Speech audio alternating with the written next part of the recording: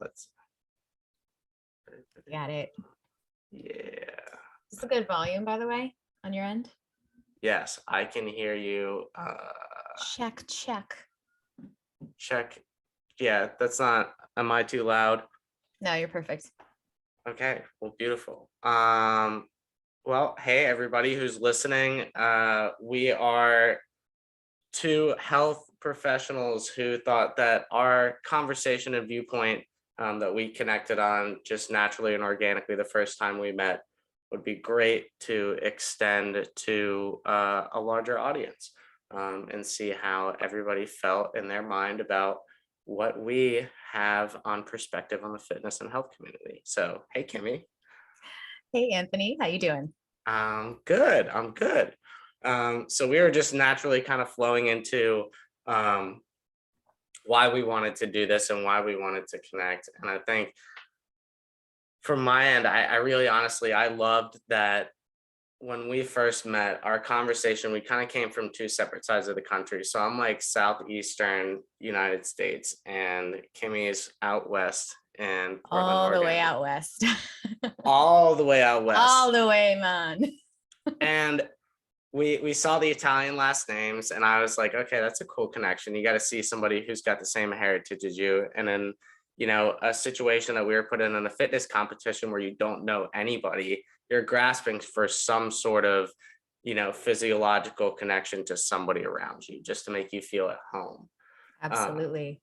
Yeah. And I was like, so from two opposite sides of the world, I hear that, Kimmy and I kind of have the same viewpoint on things. When people just from an outside perspective looking in, I don't look Italian. I look like your atypical American, frat douchebag. And when you look at me, especially in a fitness competition, you're like, this guy's here for an aesthetic choice. He's not really here to, connect holistically with like yoga or wellness, but in the truth, I kind of see things from, a different side. I was raised very conservative, but I'm actually the black sheep of my family because I kind of went out on a limb and I took a holistic approach to my health and my wellness very early on. And I would, go out and try to find places to meditate and go out and try to find, some peace and soulless, just connection to something greater than myself. And I wasn't finding it in church like my family traditionally was. I was finding it in the spirituality and nature, around me. And that was always kind of looked down upon. I wouldn't say as a bad choice, but just as like a strange alternative choice to what they had, envisioned for me in my life. And, Italians, as you know, Kimmy, we are very Roman Catholic through and through. Through and through. Wow.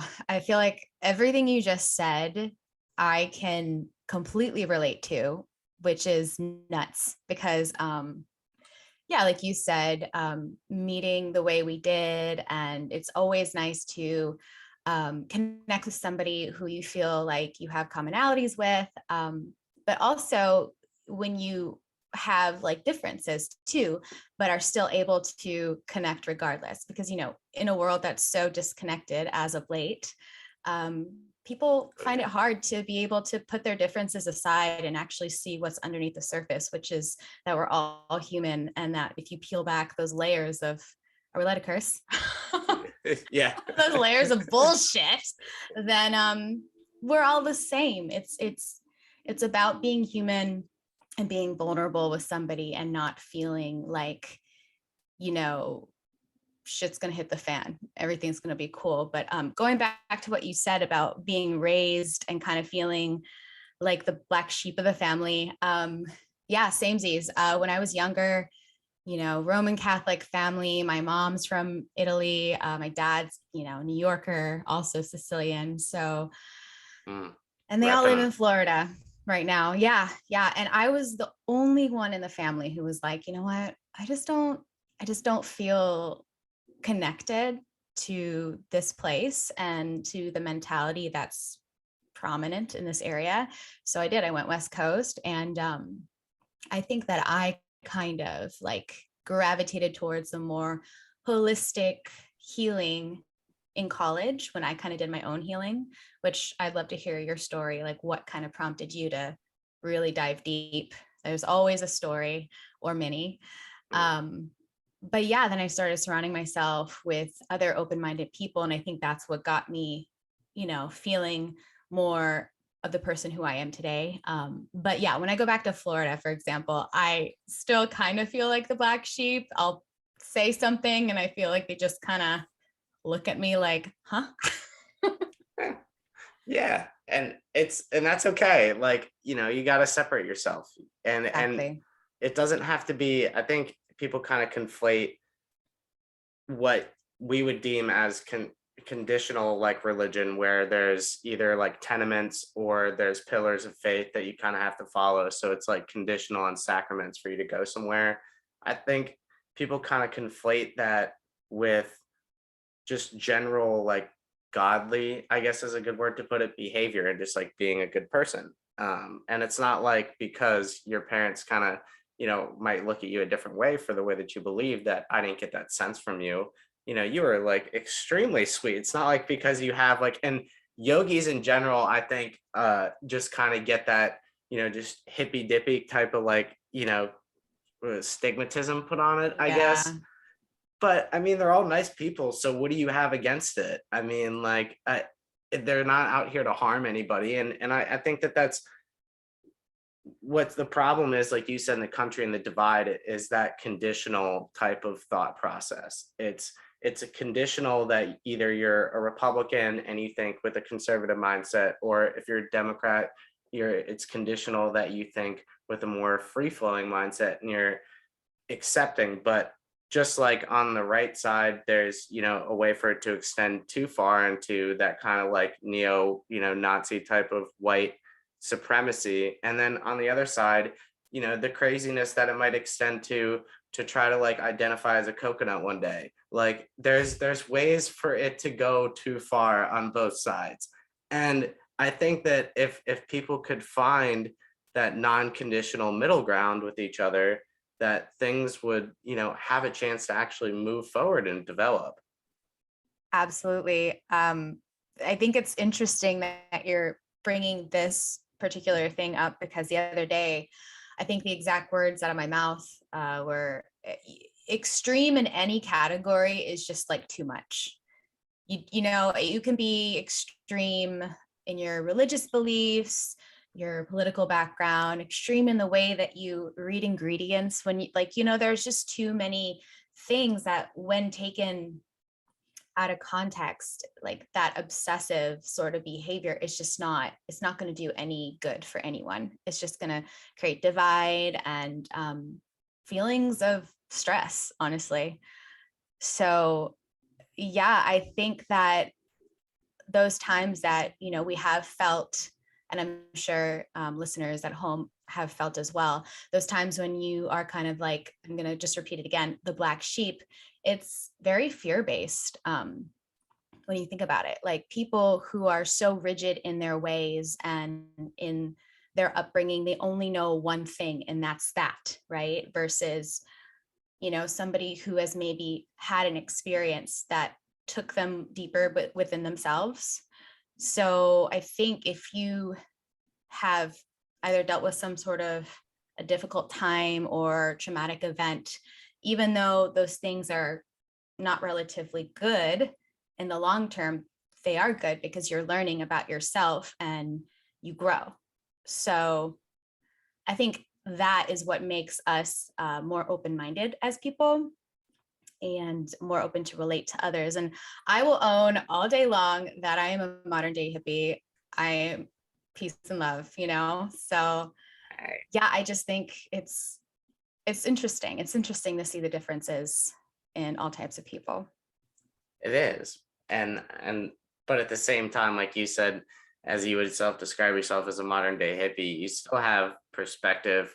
I think that people would just kind of negate just by you labeling yourself that. And Mhm. that's I think where it becomes so incredibly separative and divisive. And I think that that's the stigmatism for people who are struggling, like you're saying, who have a traumatic event and have to kind of bounce back. There's a stigmatism no matter what it is, whether it's like, mental health crisis, or, somebody's just having like a psychotic breakdown, Mhm. they're could be loads of different reasons for that happening. And then, if there's people who are trying to, withdraw or are withdrawing from drugs because they got addicted to it from, a pharmaceutical company, are you going to look at them in a different way because you only see them now as the person shooting up on the street?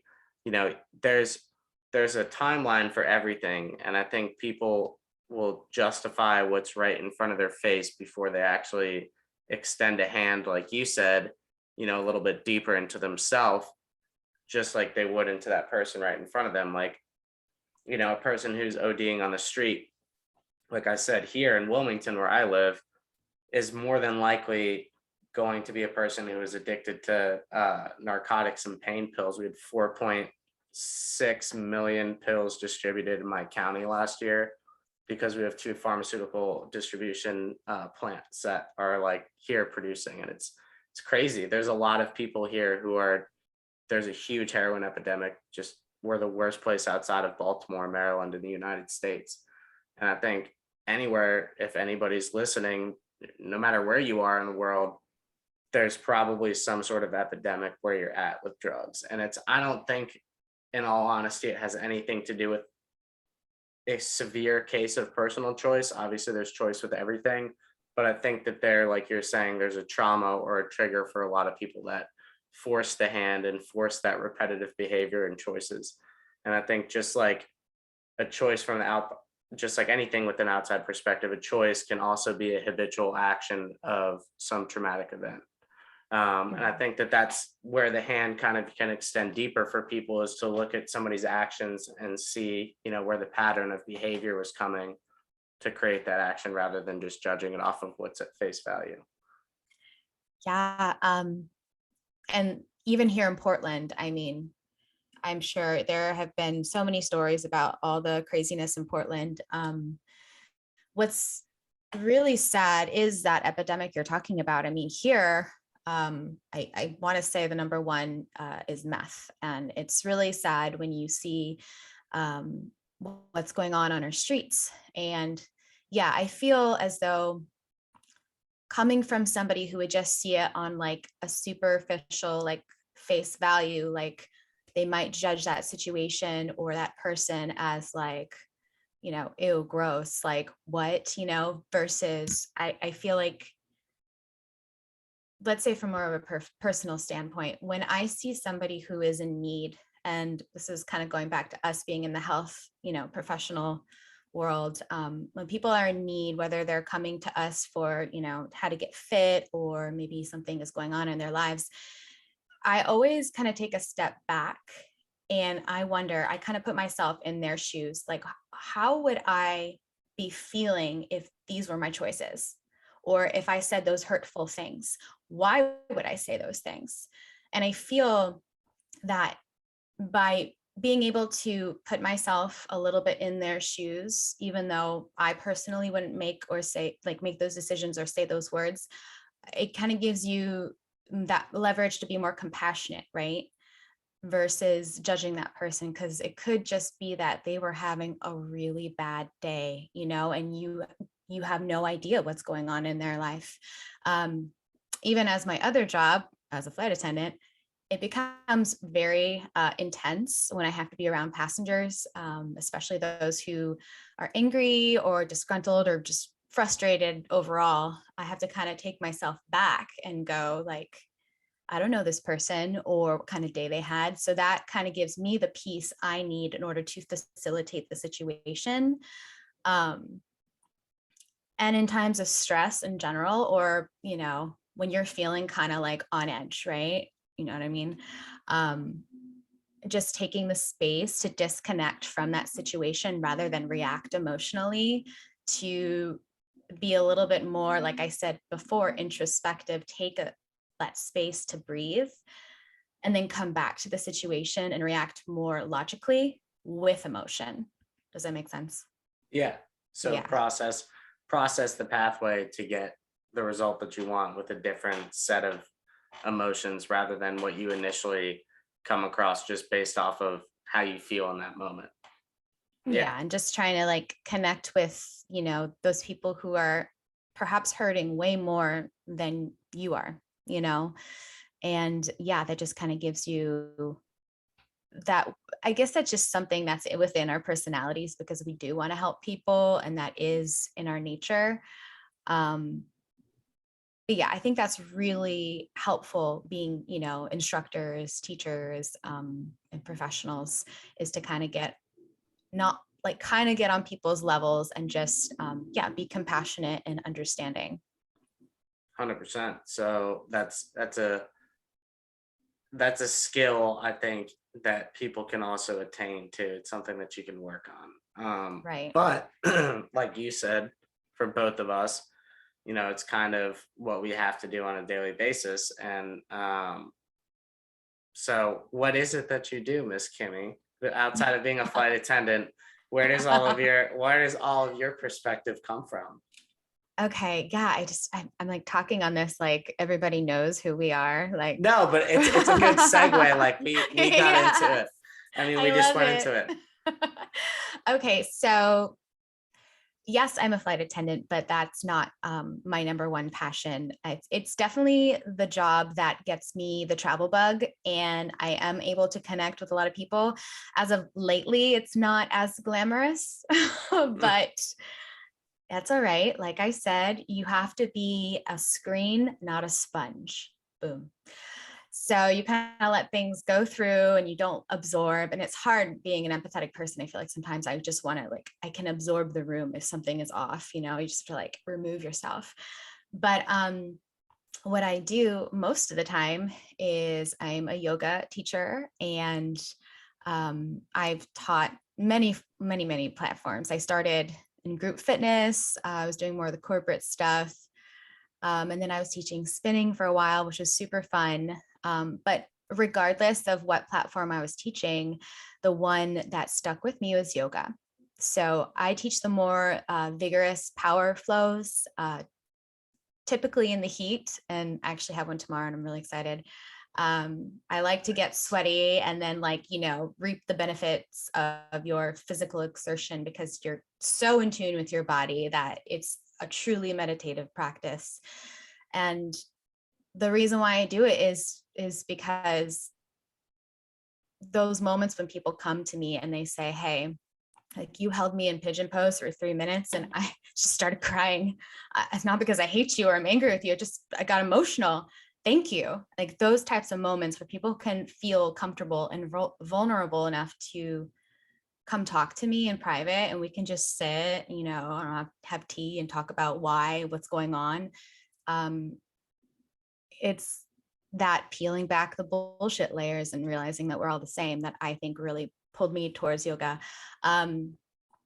Also, back in college, I had the one big heartbreak where I was like, oh no, my love, he hurt me, you know, got to go through that, right? Mm, that's And unfortunate. oh, it was my big love. I thought I was going to marry this person, we're going to have kids, all that stuff. I was also very young. I was still living in Florida, so this is prior to like moving out to the West Coast. But Yeah. I had started yoga, and then we had the breakup, and I was feeling so crummy. But then something really truly magical happened just when I thought that I'd never heal again. And I was in class. It was a heated class. We were doing power flow, and this woman, or our teacher, she started reading like an excerpt from this book that just totally resonated with me. And that's when I felt myself get better. And obviously I kept going. It became my routine. I stopped judging myself. That's when I knew I had crossed some powerful world. Like, I stopped looking in the mirror and going, oh, you know, I was just like in it, Right. so present. So yeah, that became my why. Why do I teach? Why do I love yoga? It's because I want to help others realize that they too can heal from their trauma, even no matter how big or small, you know, they might think it is, that you can get through it. So yeah, I work at two different studios. I work for an online meditation platform, and we actually had a chat this morning too, which is really nice. I'm having two different chats today. Hell yeah, And girl. yeah. Spreading the message, spreading the The love. message. Yeah, exactly. And yeah, I was really thankful that we met at the Hotworks convention. That was a hoot. It was, I think that convention was like, that was so new for me. I was never, so I was an athlete for the majority of my life, and I went into college wanting to do some type of like exercise physiology study. But I went in as pre-professional bio and with the intent to be an athlete, which was so dumb. And instead of having to actually live out the consequences of that choice, um, now we just went off on that whole tangent. Pause when we talked about spirituality, and I will say, like, I look at higher power. You can call it whatever you want. We'll just say God because it's Mhm. just it's a trigger word. So when I say God moment, I just mean universe stepping in to alter my direction. I got kicked in my shoulder and it separated and tore my labrum. Got a horrible, like, when you go on a recruiting trip basically for college, they evaluate you. I did horribly because I was coming off of like this surgery recovery. I mean, and I thought that I was going to do fine, but essentially it just took away the organization that I had for my life. And I just went completely out of control. Like in college, I went nuts. I had no intention of doing anything outside of just, because I was living such a strict life initially, living up all of the stuff that I missed out on that a normal kid should, because I was so focused on one track mind, wanted to go to Olympic trials, wasn't really that far away, and then got stuff taken away from me where it was like, oh, all that work was for nothing. And I was more angry at myself for never finding balance. And so I wanted to kind of justify that by reaching so far on the other side. And that initially felt really great because I was like, I deserve this. Like, and to be honest, like I really did. Like, there's always room, I think, for people to take that time to like let loose, like the loosest and wildest parts of your personality. You got to get it out because if not, if you hold it and you bottle it up, you're going to binge on life at some point and do something stupid. So you Mhm. got to outlet some crazy, you know, stuff, for lack of a better word.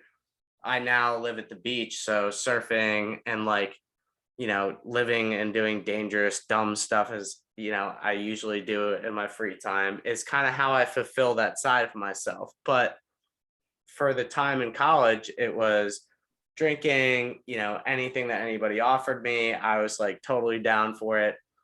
But my main problem just centered around being a blackout drinker. And I made a lot of dumb choices. When I left college, I had to go into like a treatment facility and start back on rebuilding my life, like literally one moment at a time. I went in there with uh, liver enzymes super high. They told me I couldn't take Tylenol, and I had an arrhythmia in my heart that I kind of aggravated to the point where I have to watch like what stimulants I take to this day just because it'll force me to have like a racing heart. I got to take like a slew of anti-anxiety medications now because I screwed up my brain chemistry so much. From like normal people like might take like a tab of acid to like experiment and have fun, and I would just black out and eat like, as many as were in front of me and just kind of like just go through this downward spiral of like completely out of my mind partying, and to like actually come back to reality and have to face all of the stuff that I tried to bury, like lying to my friends and family about how I was doing at school, putting myself in debt, which I still think that I can blame Wells Fargo for depositing 6 grand into my account every semester and thinking that a 19-year-old kid would be responsible enough to do what they wanted with that. But with an extremely addictive personality, I found much more lucrative ways for a time. And then eventually it became super destructive because with addictive tendencies, your body kind of you have a really long period of fun, but the end and the bottom is just so terrible. You either sit in that bottom for the rest of your life and can't get out of it and see what we see on the streets with these people, or with me, I was lucky enough to be and fortunate enough to be put in a situation and a treatment facility that was designed to get you back on your feet. I lived with, after doing the 28-day program, lived with like 8 guys for 2 months before coming to Wilmington, and running like a sober house here for a year, and then dove completely into like finishing my degree, got certifications for personal training, got nutrition certifications to start building, what I knew would help my body rebound without taking pills. And I've been on a mission ever since to try to find holistic ways to attack both the mindset and physiological changes that I need to repair my body and then help somebody else try to repair themselves too, both mentally and physically. Because I know that I can do it because I did it myself. So there's got to be some outlet for me to help somebody. And this was kind of when I met somebody like you and I made that video that you're referencing.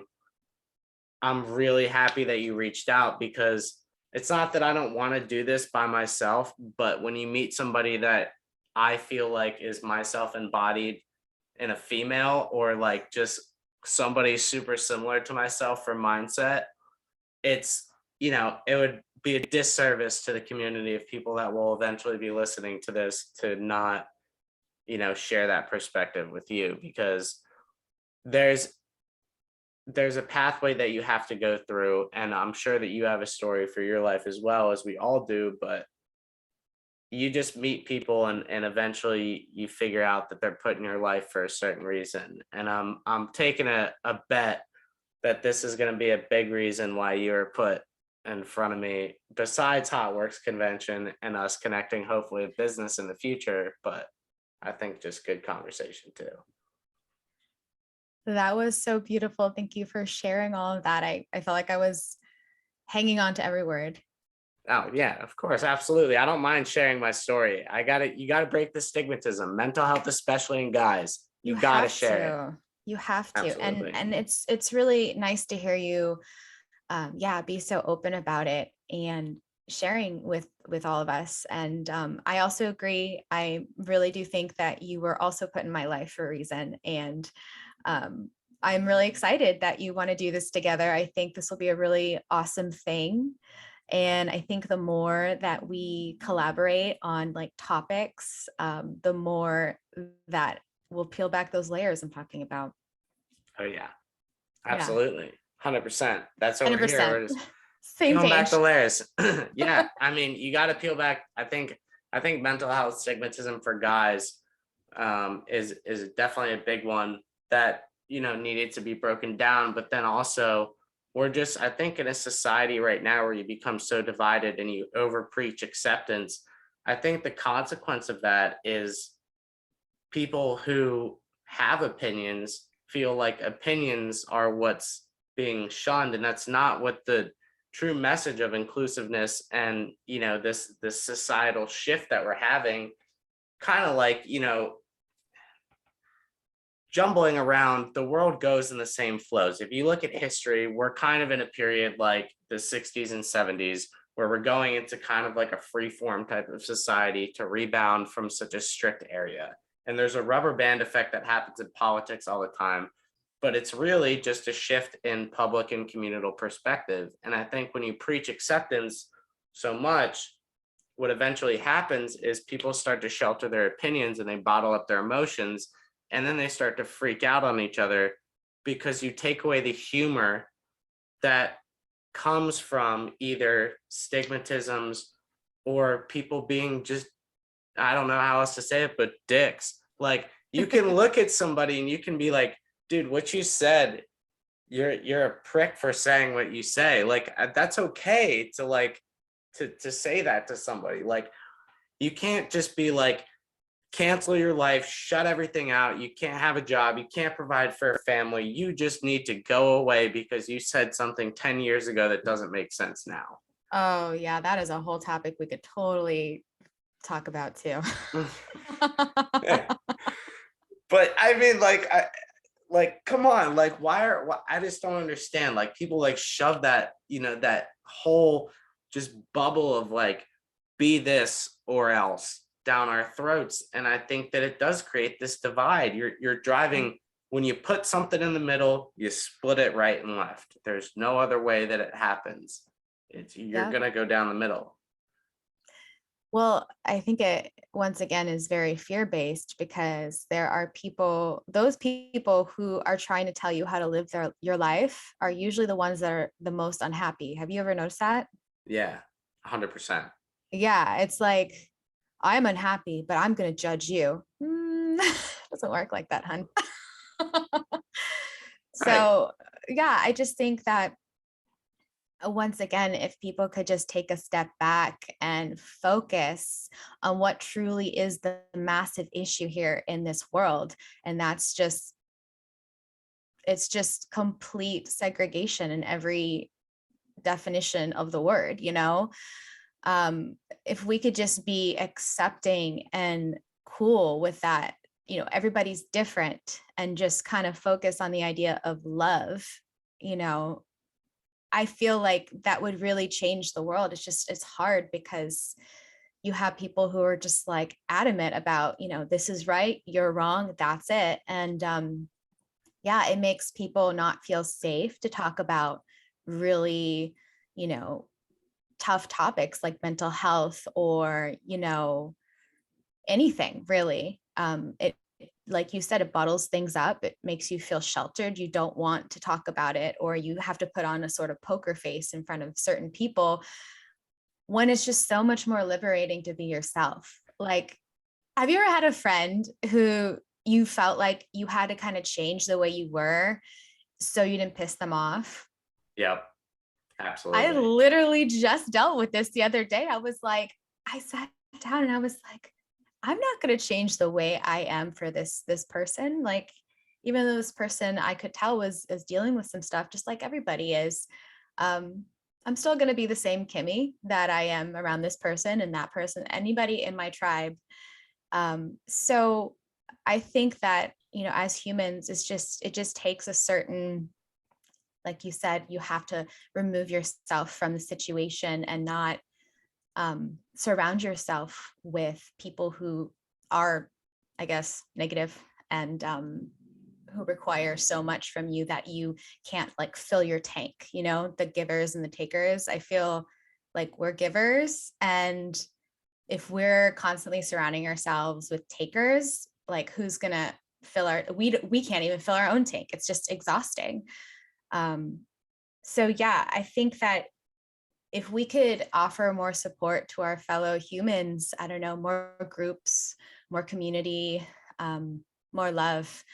It's a really tough thing to think about, but it starts here, right? It starts somewhere. It's got to start somewhere with people accepting, at least people at base level for who they are and the shit they're dealing with. You take a house off of anybody's home and you really find out what's happening, beneath the surface. Everybody is dealing with something and there's a reason for it all. And it's like, I remember like when I was spending time like in that treatment facility, it was a really nice place in Maryland and it was like on the bay. And when I got in there and I was like looking around at the people, like they start you out in a detox wing. So basically like you're watching people withdraw. And because I had come home for a 2-week period beforehand, I didn't know that alcohol withdrawal and benzo withdrawal were the two ones that can kill you, but uh, opiate withdrawal you can survive. It's just super painful. So the majority of the people in there were alcoholics that were being monitored, and like they were monitoring me, but they were like, I only spent one night in there. But you see these people one day and then you see them the next, and their body shape and like expressions are completely different. You find out who they are, and like one guy was flying Black Hawk helicopters, in the Navy and or the Marines, and then you find out like Eminem had been in that same position, like his face is on the wall, and like Chris Farley was there, and like all these people who are like major talents and like people whose anonymity like you genuinely like can't break for being there, but like you see somebody that you recognize in like pop culture in a place and you're like, oh my God, they're here with the person that I'm looking at too, probably thinking the exact same thing I am. It's like, oh, I'm not as bad as they are. When it's just you catch your choices at a certain point in every, position. And I think while my situation might be extreme for what I experienced, I think because I'm such a strong personality, that's what was meant to happen to me is I had to have it shoved down my throat and put in my face to be like, hey dude, all these people that are around you, you need to preach and talk and live a more accepting life because you can't live on a one track mindset like you're so fearful or what you're so fearful of is what you've been living this entire time. And that was such a hard thing to realize is the thing that I was scared of becoming. I was already, living that life. And you kind of have to wake up to it and be like, wow, what I'm judging that person for is exactly the same choices that I'm making currently. It's just Mhm. the way that I express them as being a dick and drinking, their, way that they were expressing it was grabbing a needle and, doing whatever. Or, for the majority of people in life, it literally is just like being a dick. And I think if you could take a second, like we've been talking about, and separate yourself from that mindset and create a positive outcome or create a different set of thoughts and a trend, there might be a different way to solve this. And groups are awesome. And I think that's a great place to start. But I think the conversation just has to be more widespread than that. I think the conversation needs to be who we put in positions, in power and, the people that you vote for your kids and schools and the people that you choose to surround yourself with in daily life. That's where it's got to start. It can't, always be somebody else like we're doing right now, filling somebody else's cup. This is our choice. We want to do this. This is what makes us happy. But if you're forcing it out of people to say, hey, show up to this, so you can learn about it, it's like, no, you have to make the choice to come through and take the step on the other side. And I think it's such an awkward space to be between and for people to grasp a hold of, to be accepting of what people are, but also realize that you can't tell them to make a choice to move forward or step back. It has to be their decision to go one way or another. So I don't know. I don't know what the solution is, Kimmy. It's just it's a hard medium to be in, and I think I would love to see more people just take the time to talk to friends that they know and the people around them and just educate them on proper behavior, and how to just be a better person. Take it one step at a time, hold the door for somebody else. There's an easy place to start every day. You walk through a doorway, reset yourself, be better than you were 5 seconds ago. It takes a little bit of effort to spread that message. And that's up to everybody to make that choice to do that. Absolutely. I also agree that it truly takes the individual. Hold on, I'm going to move this because it's bothering me. Here we go. It takes an individual to feel prompted to make change, right? Mhm. Like whether or not it's a health scare or something awful happened and it's a wake-up call. But until those people or anybody wants to make that decision, they're just going to kind of do, I guess we can compare it to a yo-yo diet, right? When you are like, okay, New Year's resolutions, here are all my really unattainable goals. And then guess what? You let yourself down and then you feel like crap.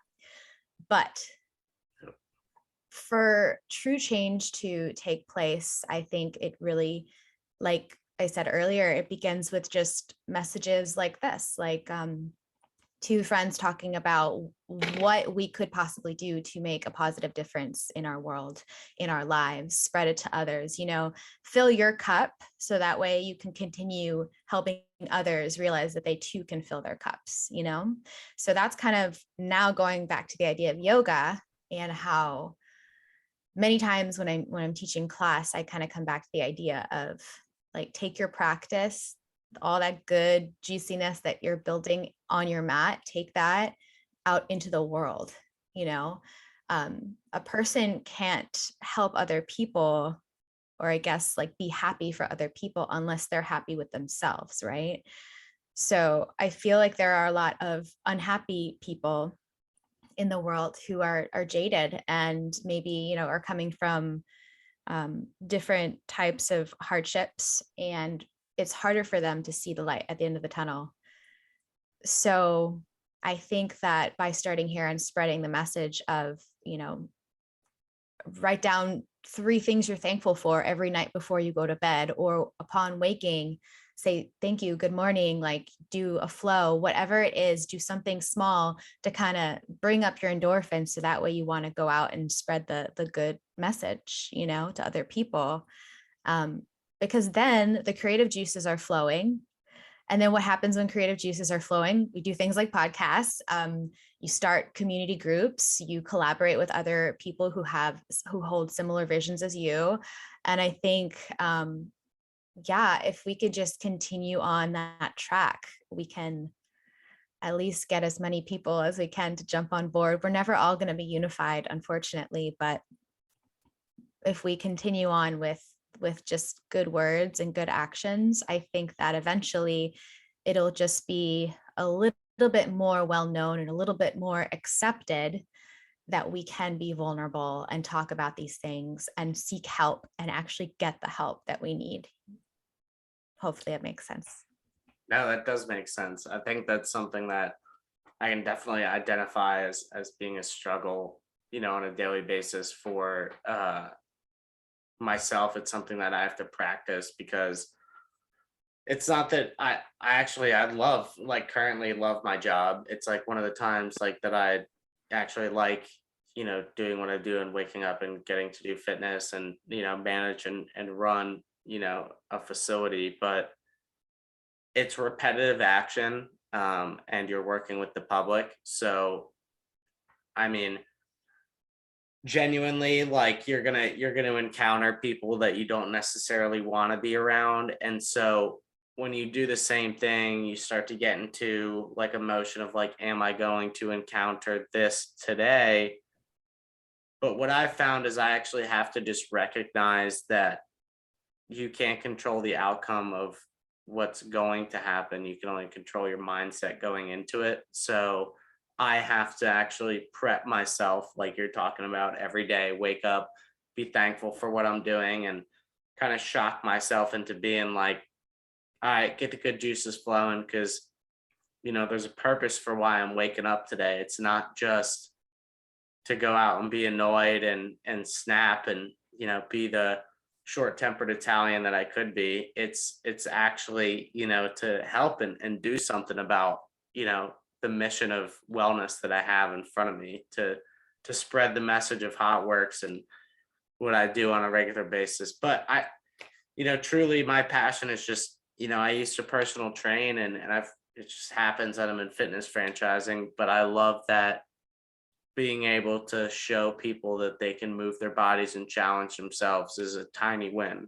Like you're talking about with New Year's new goals, make sure that you're setting something that's attainable for you, because it ultimately, if you're not setting yourself up for some sort of success, you're going to get buried in a failure mindset, and you're going to attach that to everything around you, when truly, if you do the exact opposite, which is a lot more difficult to do, but it also has the same effect. You get attached to a positive mindset and a positive snowball. But unfortunately, that is a little bit more difficult to do, because building a new habit rather than an easy habit takes time, and a lot of people stop. Mm-hmm. It's the motivation that is hard to continue up with, or to keep up with. For me personally, I think that after you've decided on your attainable goal or goals, is to surround yourself with sort of posse who want to achieve the same goals as you. And then that kind of jumpstarts you and kicks you into a sort of routine.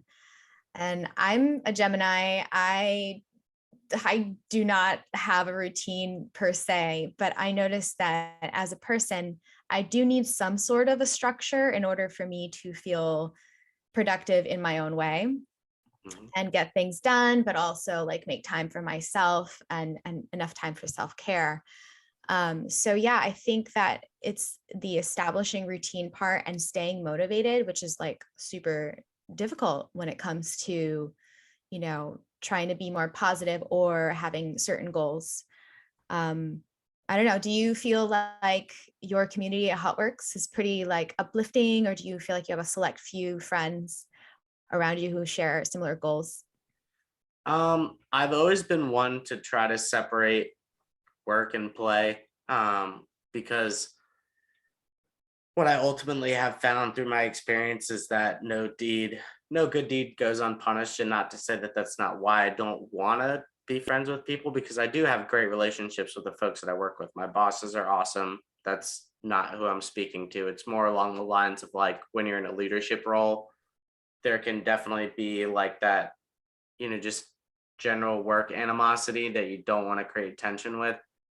So I try to separate myself from that as much as possible, healthily, because I do love my employees. Everybody's great.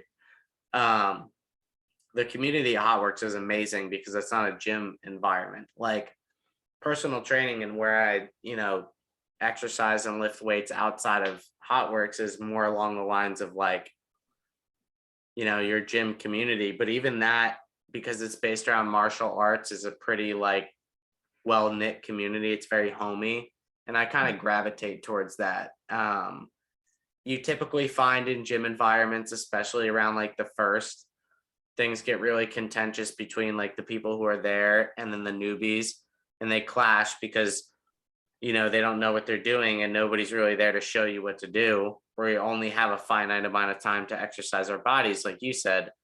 Personal care and balance is always there, so you can kind of find that you know challenge. But with Hotworks, because everybody's put into a single box and everybody's kind of put into their own specific space, there can be a little bit of separation between the newbies, the regulars, and then beyond. And so there's a development that goes with the practice anyway, and it tends to get a little bit of a better reaction from the community as a whole, at least in my experience. So I agree that especially when it comes to certain types of work, you kind of have to put forth a different persona. It's still you, right? But like kind of have to hold back a little bit. Like you said, workplace animosity, et cetera, et cetera. At the airlines, for example, that's actually the perfect example. I'm myself, I'm cheerful, but I'm not fully myself because it's corporate and people talk, people gossip, and not every crew member is going to hold the same values as me. And some of them might be those people we were talking about who are potentially fear-based and closed-minded and want to maybe get a leg up and put you down. Not just because they have something towards you, but anybody who would be in their way. So with that being said, it's a very realistic approach to, all right, well, I kind of have to compartmentalize, like you said. When I go to work as a flight attendant, I meal prep, I like bring all my healthy things. I mean, I was should I use the word chuggy? I felt like a chuggy. Oh my gosh, Ashley would totally laugh if she heard me say this right now.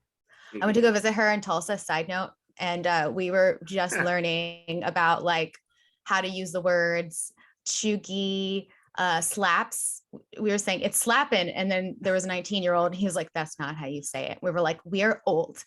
Anyways, back to this. I'll be in the back of the plane acting like a chuggy, drinking my freshly pressed ginger shot that I made that morning. You know what I Hell mean? yeah. Like with my little frother and my coffee. And anyways, so yeah, that's me. But I do understand the whole having to, okay, side note. That's how I'm able to stay balanced in maybe a workplace or an environment that doesn't make me feel great all the time. Because like I said, there could be like a crew member, or maybe there's like a manager on board, or I'm feeling kind of stressed or watched or whatever. Bringing little pieces of home with me like that, and taking my space to disconnect allows me to do that whole I'm a screen, not a sponge thing.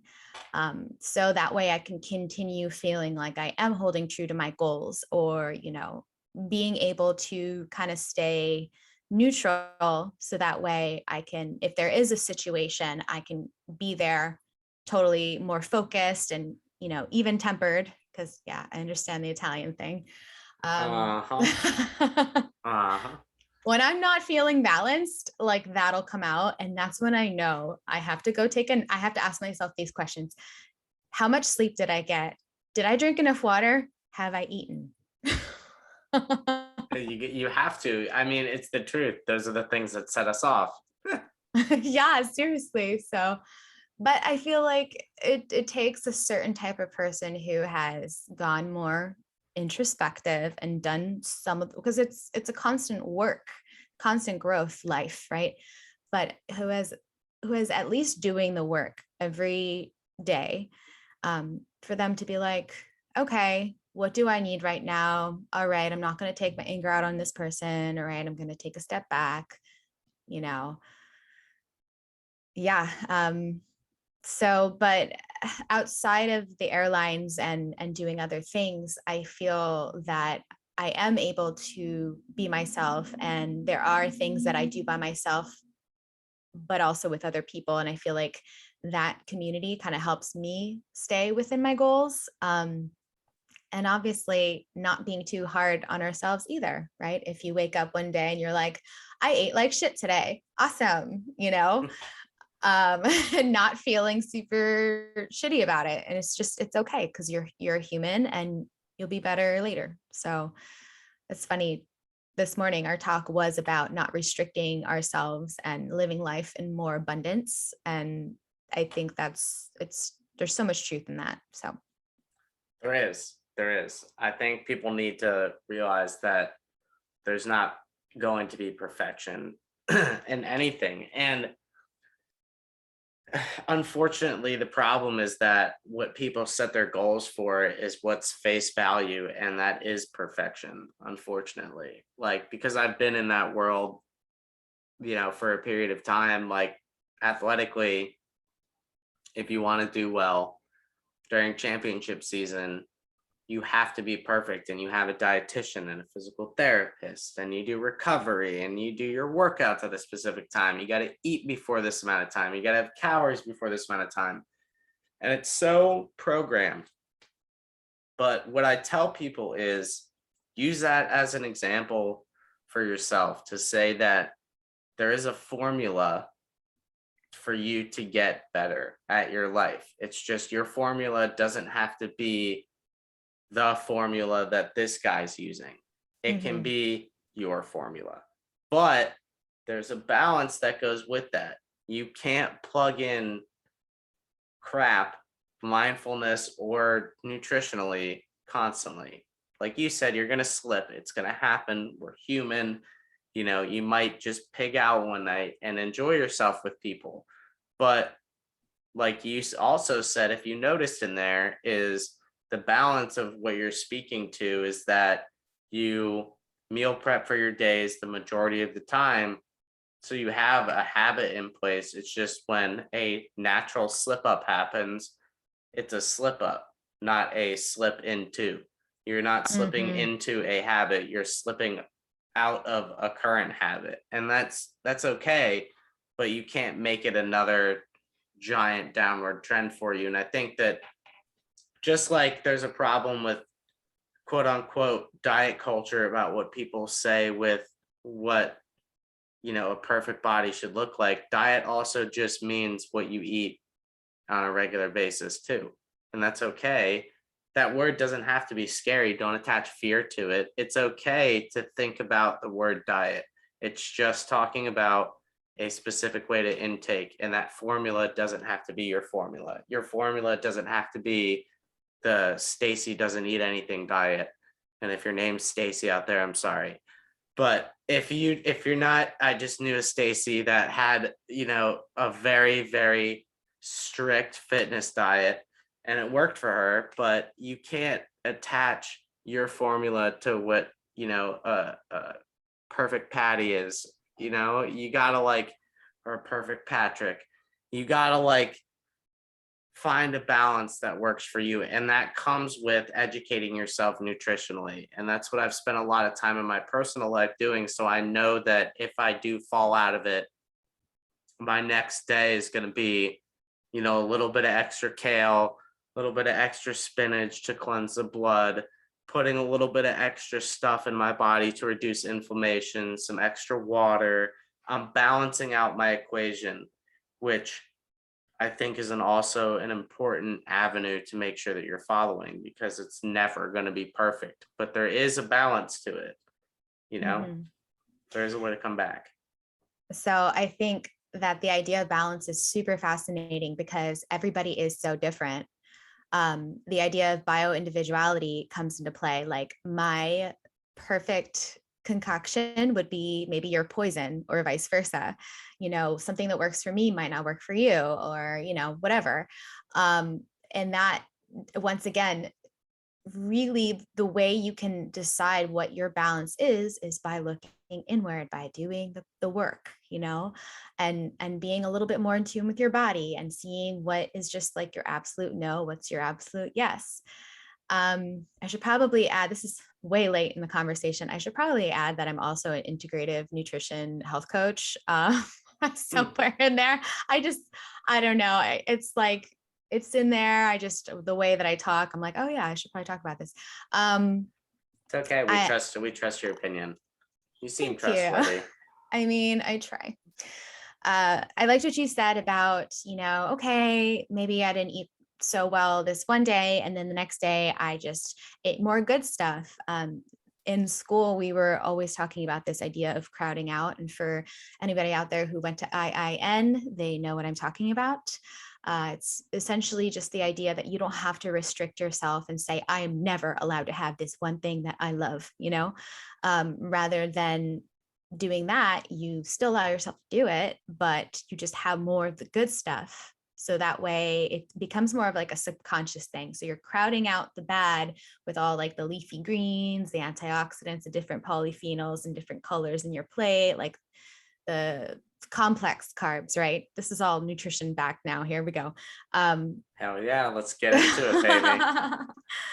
But yeah, you're able to balance yourself out by eating all the good stuff and still allowing yourself to have, I guess, whatever you consider the not so good stuff. And eventually, the more you crowd out, the less likely you'll want a lot of that bad stuff. It's just a subconscious thing. Your body is going to like feeling good. And then when you do have a craving for that cookie, or I know I had cookies today, I was moving around a lot and I was like, I kind of want some sugar. And I did. And I did not feel bad about it. And I enjoyed it. I ate it mindfully. I ate it slow. And you know what? That was a damn good cookie. So there you go. there you go. Eat the cookie. Eat the cake. Eat the cake. Eat the cookie. It's okay. Just like she said, make sure that you have and find the balance that comes with it. Exactly. Like, don't all of a sudden eat a piece of cake and be like, I feel bad, and then start like eating cake all the time. You're probably not going to feel good after doing that. So no, just a heads up. Yeah, your body will not like you if you do that, especially if you've been eating well and then you start to eat bad. Your body is not going to process that food the same. And like you're saying, everybody's bio individuality and what's essentially biohacking for each person is going to be different. Like somebody might respond better to a different form of yoga versus, the traditional style or, hot yoga based Bikram style that like there's different flows for everything, because there's different styles of living for each person. And so nutritionally based, I think like we were just talking about, for the majority of us, what we were taught when we were younger was that stupid food pyramid, and I hate it so much Oh, me too. I because hate it. uh because it just Awful. it's it creates the worst diet ever. But like, I think about the reasoning behind it, and I'm like, if people have gone through any sort of educational pathway for nutrition, you understand that there's different, microchemicals and different, reactions that happen in your body by eating specific things, and why there's all these crazy, stupid supplements that these people who look and want to feel like they look this Superman way take, because it does work. And you learn about these things and you're like, well, they're readily available in X, Y, and Z, but we were only taught as children to eat from this stupid pyramid. And it's like, yeah, because that's what the every average day person takes the time to digest. Truthfully, for you to figure out what it takes for you to be the best version of yourself, it's going to take some hard, conversations with, that person that's inside of you. And you got to have that internal discussion. When you eat something, it's like, how do I feel when I treat my body like this? Or how do I feel when I treat my body like this?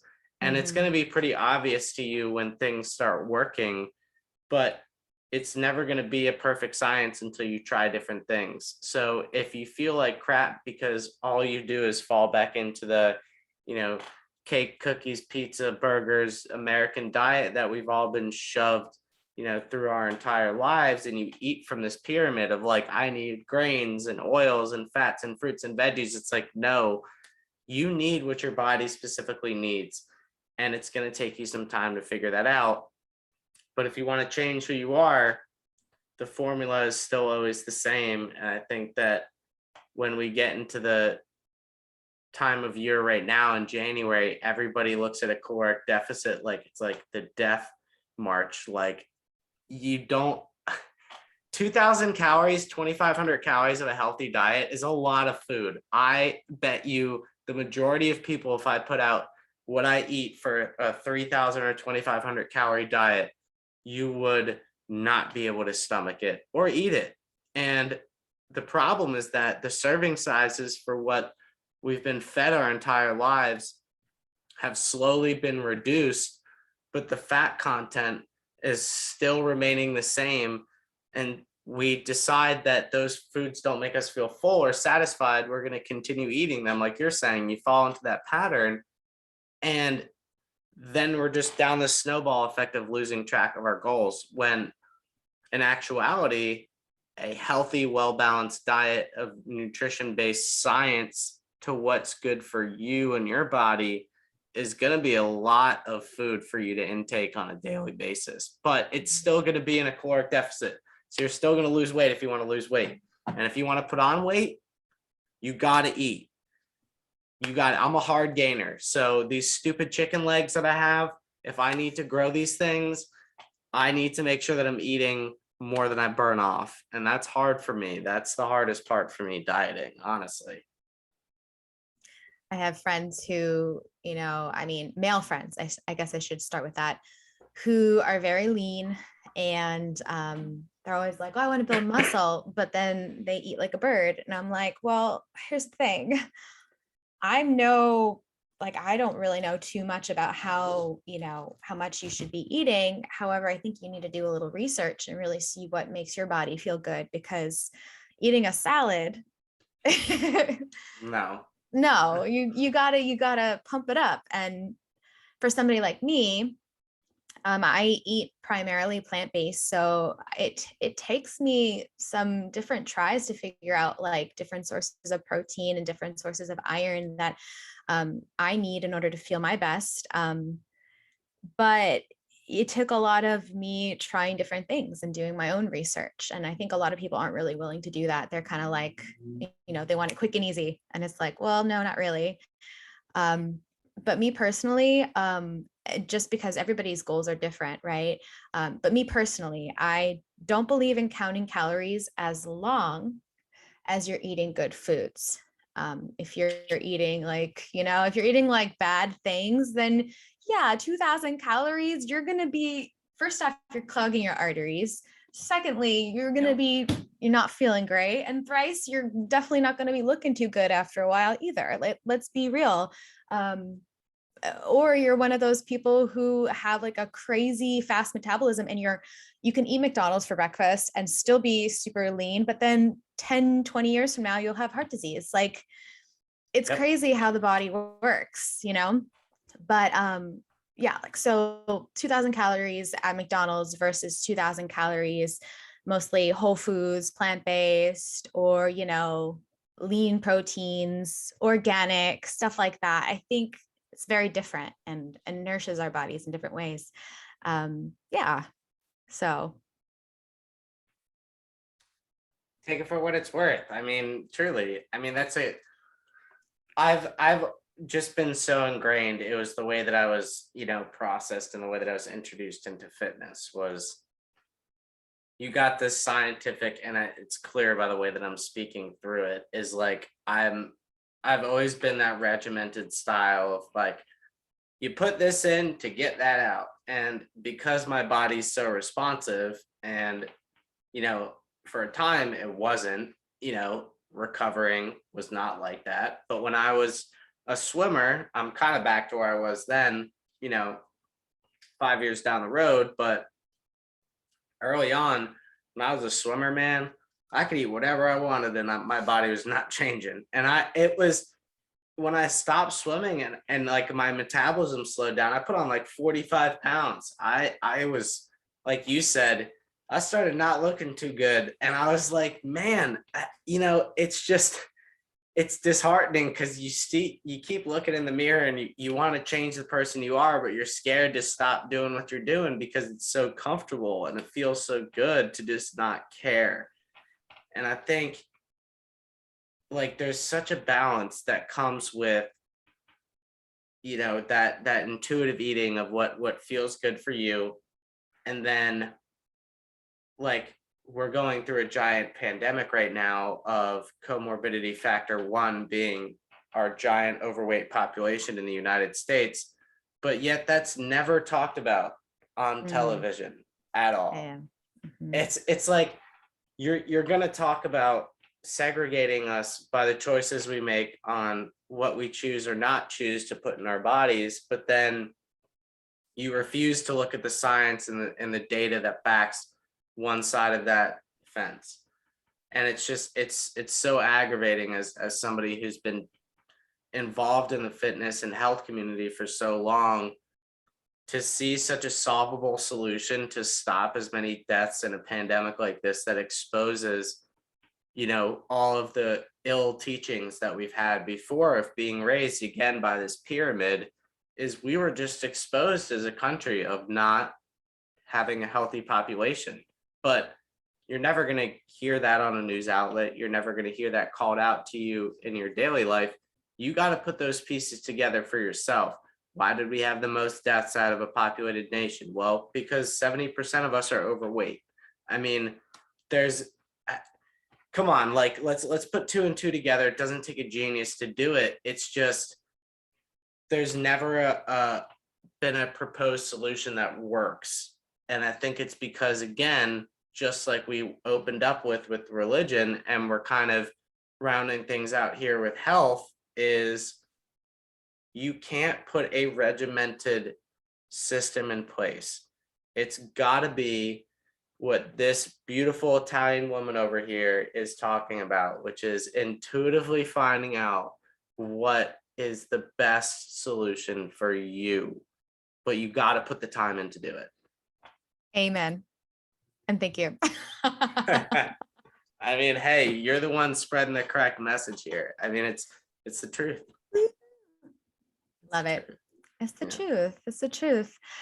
Well, it's been such a good talk. I feel like we really dove into some really nitty-gritty categories. I think that it would be a great idea to as we continue, like kind of subcategory them so that way we can even dive further. You know what I'm saying? Like, Yes. Yeah, we went down the rabbit hole of like 10 or 15 different amazing topics, but I love when it. I love but it. it's good. We exploded ourselves into this new realm of conversation, and it snowballed exactly like I thought it would. And I think that anybody who catches, listens, or ingests this is going to be feeling the same way, that it's natural and it's okay to have these nitty-gritty conversations about health that might be uncomfortable for you. And I think that that's really what we want to attack is we want to kind of, I think the best way to say it is how you said it, is pull back the onion layers of all the bullshit that surrounds Yep. health and wellness. As Shrek would say, you're like onions. All y'all out there be onions that we can pull back your damn layers on.